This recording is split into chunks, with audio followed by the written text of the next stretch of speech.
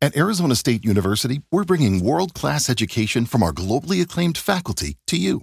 Ranked #1 in innovation for 10 consecutive years and #2 among public universities for employability, ASU isn't just ahead of the curve, it's creating new paths to success.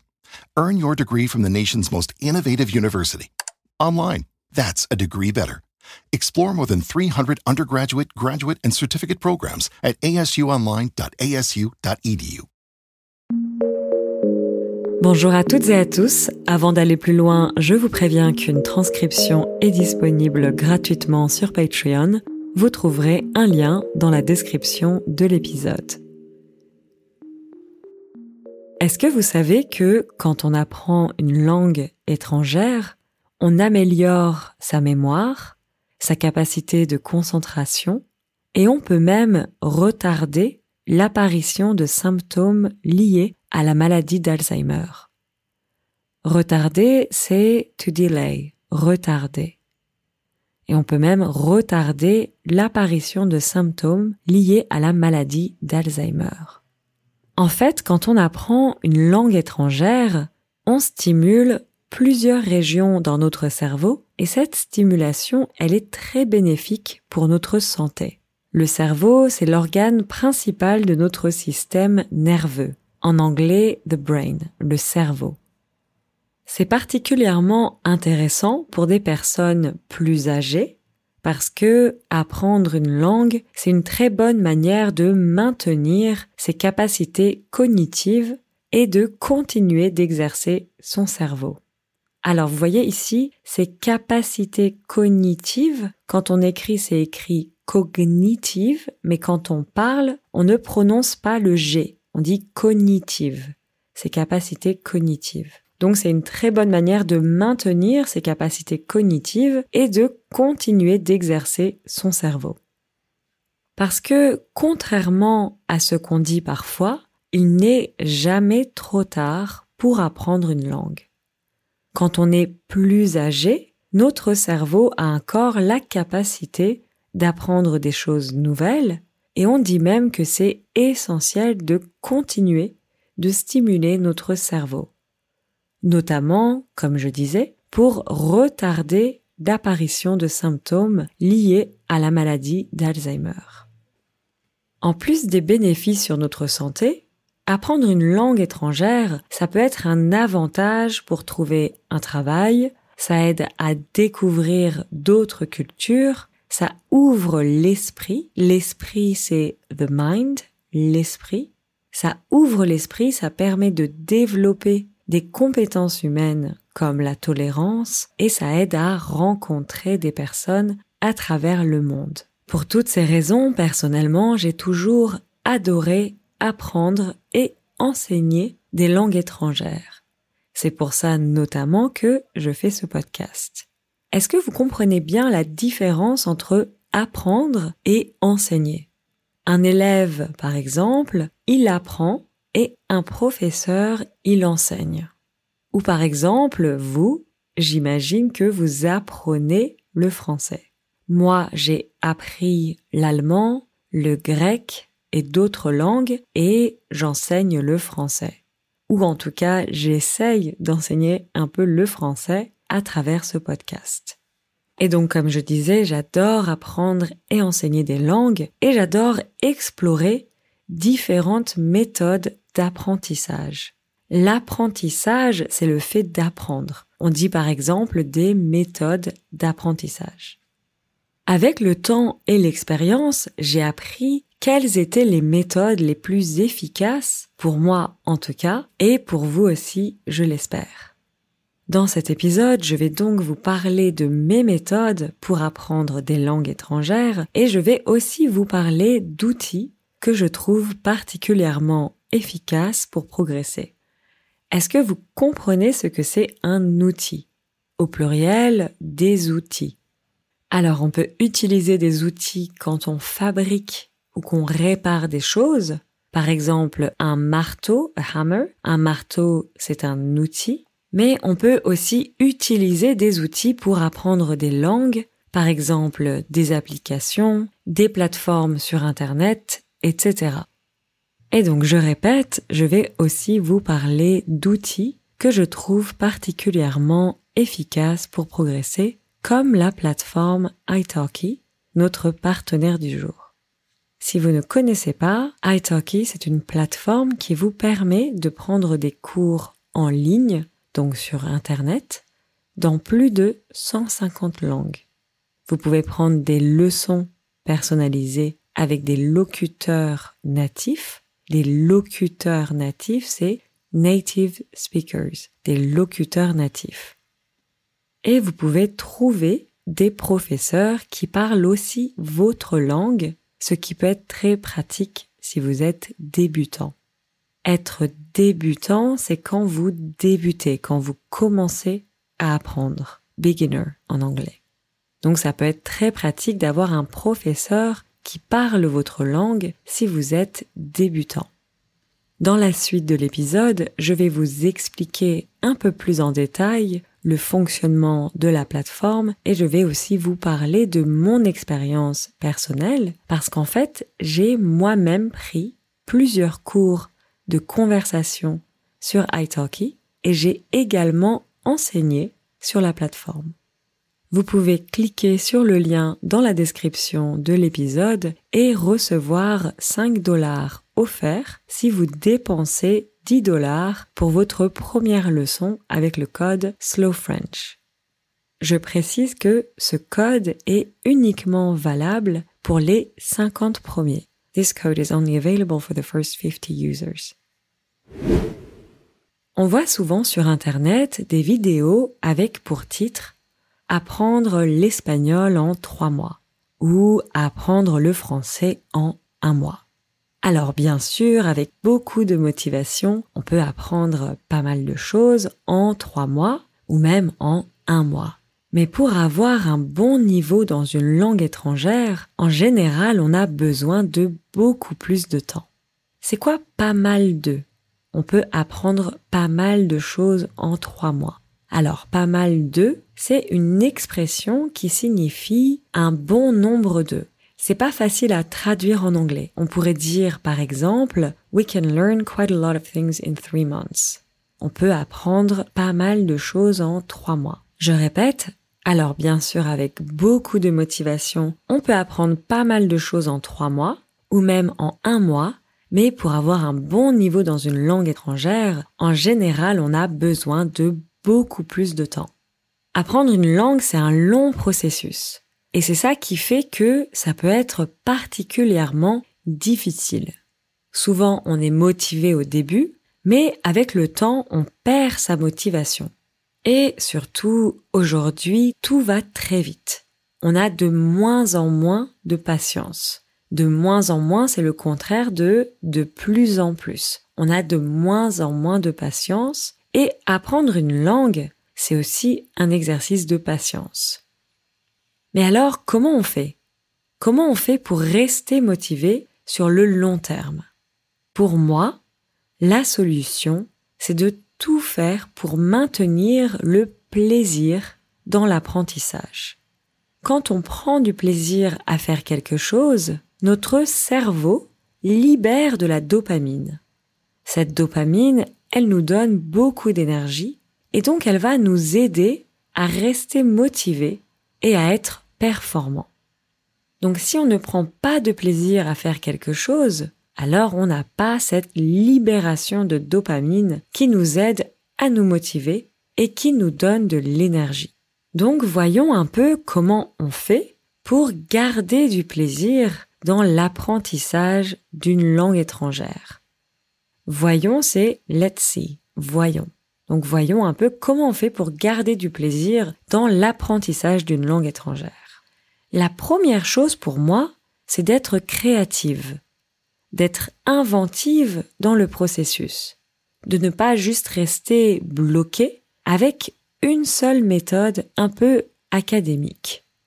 En plus, aujourd'hui, il existe énormément de méthodes et d'outils. Donc c'est vraiment important de changer régulièrement plutôt que de se lasser et donc de perdre sa motivation.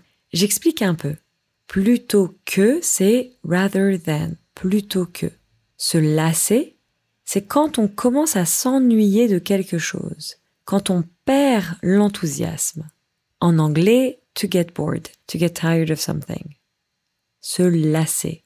Donc c'est important de changer régulièrement de méthode, d'outil, plutôt que de se lasser et donc de perdre sa motivation. Personnellement, quand j'apprends une langue, j'alterne régulièrement entre différents outils. J'écoute des podcasts, bien sûr, je regarde des séries ou des films avec les sous-titres dans la langue que j'apprends. Les sous-titres, c'est ce texte qui est en bas de l'image, subtitles, en français, les sous-titres. Je lis des livres pour enfants. Je teste différents manuels, textbooks, des manuels. Et comme je disais avant, je prends des cours sur italki pour pratiquer la langue. Une autre chose qui est essentielle pour garder le plaisir dans l'apprentissage et apprendre efficacement, c'est de faire confiance à notre cerveau et à sa capacité à mémoriser avec le phénomène de répétition, plutôt que de forcer les choses. Faire confiance à quelque chose, c'est comme compter sur quelque chose. To trust something or to trust someone. Faire confiance à son cerveau. Notre cerveau a une capacité incroyable à mémoriser plein de choses. Et ce qui va surtout aider à mémoriser, c'est le phénomène de répétition.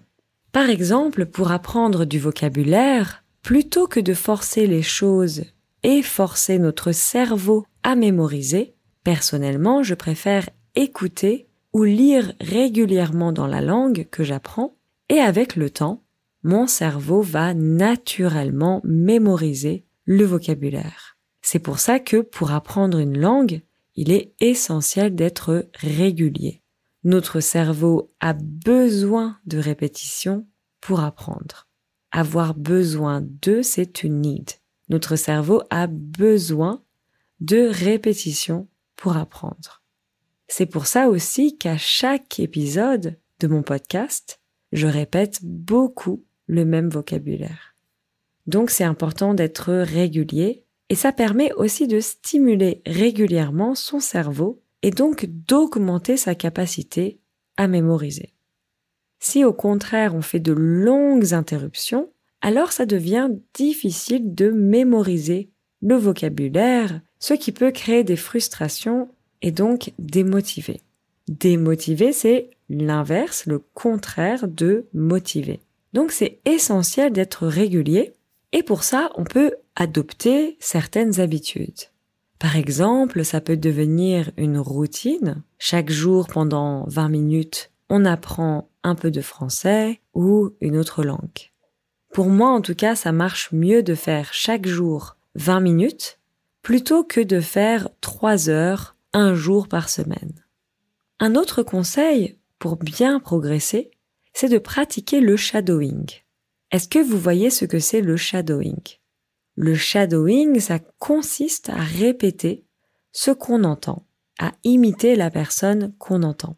Par exemple, là, vous écoutez mon podcast et vous pouvez répéter après moi ce que je dis. Et vous avez également accès aux transcriptions des épisodes, donc vous pouvez aussi lire après moi. Le shadowing, c'est une très bonne technique qui permet d'avoir une écoute active, d'analyser les structures de phrases, d'améliorer sa prononciation et d'articuler correctement. Et c'est une technique qui peut être très efficace quand on apprend le français, car la prononciation n'est vraiment pas facile. Et bien sûr, une autre chose qui est absolument indispensable pour bien progresser dans une langue, c'est de pratiquer. Ça, c'est souvent la partie qui est la plus compliquée. Prendre des cours de langue, ça peut être cher, expensive, ça peut être cher. Rencontrer des personnes avec qui pratiquer, c'est pas facile. Et tout le monde n'a pas la possibilité de passer beaucoup de temps dans le pays où on parle la langue. Alors, il y a différentes possibilités pour rencontrer des personnes avec qui pratiquer, comme par exemple trouver un partenaire de tandem. aller dans des cafés ou des bars qui organisent des échanges linguistiques pour pratiquer des langues étrangères, ou sinon un moyen très pratique et accessible de pratiquer, c'est donc de prendre des leçons sur une plateforme comme italki. Comme je vous disais au début de l'épisode, sur cette plateforme, vous pouvez trouver des professeurs dans plus de 150 langues. Et c'est eux qui fixent les prix des leçons. C'est eux, donc it's them, c'est eux. C'est eux qui fixent les prix des leçons, donc vous pouvez trouver des leçons qui sont vraiment pas très chères. En plus, chaque professeur explique sur sa page sa méthode, son expérience, et chacun fait une petite présentation dans une vidéo. Donc vous pouvez tout de suite voir si vous avez un bon feeling avec la personne ou pas.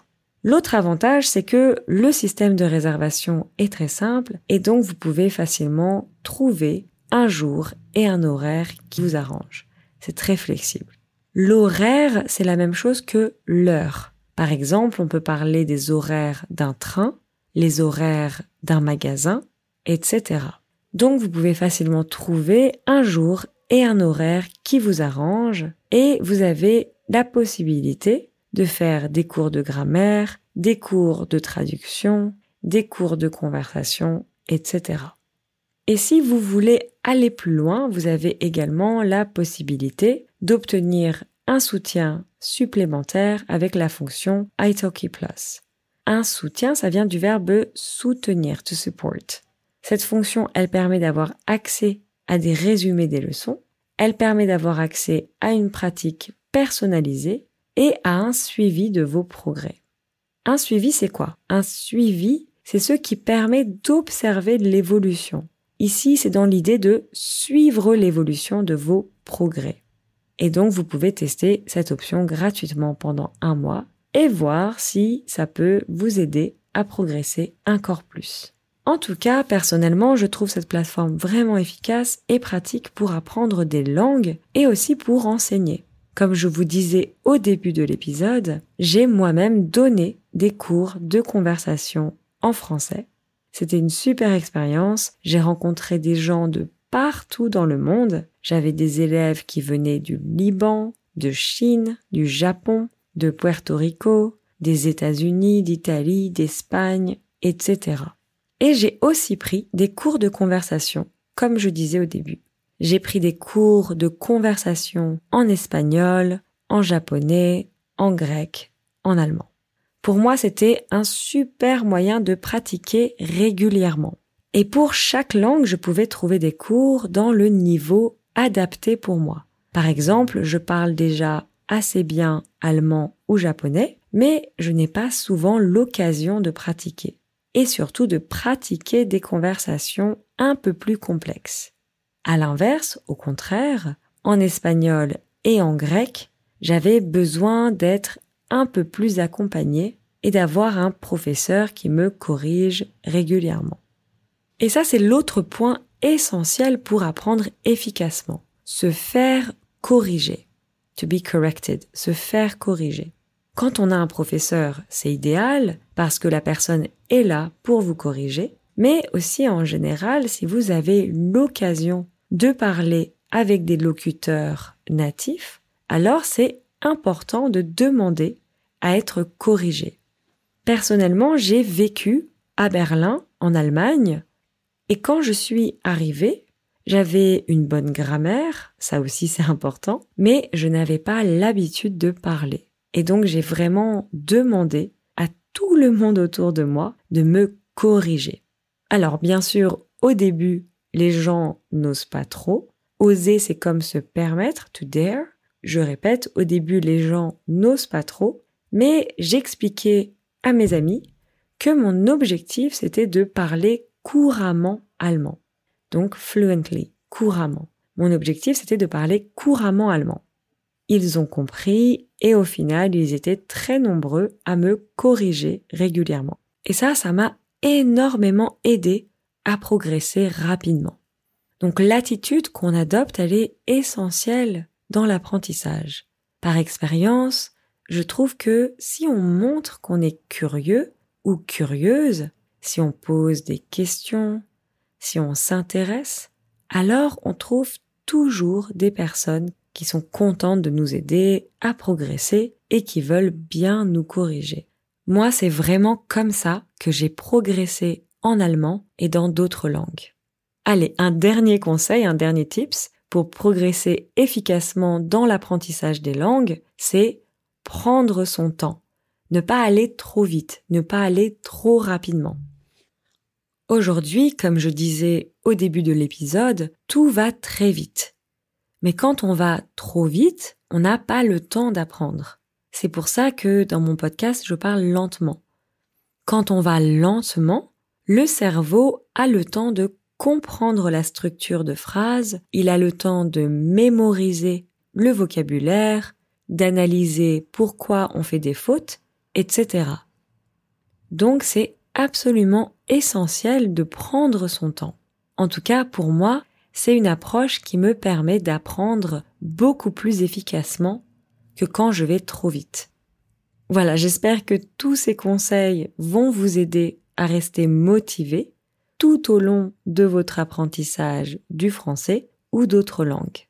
Apprendre une langue, comme je disais, c'est un processus qui prend du temps, mais c'est un apprentissage qui est vraiment enrichissant et qui ouvre des portes vers d'autres cultures. Donc, personnellement, je vous encourage vraiment à continuer d'apprendre des langues étrangères et de trouver du plaisir là-dedans. Et comme je disais, si vous voulez tester italki, vous pouvez bénéficier de 5$ offerts pour votre première leçon avec le code Slow French. Le lien est dans la description. Comme toujours, n'hésitez pas à me laisser vos commentaires sur Patreon ou à me laisser des messages sur Instagram. Je vous dis à la prochaine. Ciao ciao.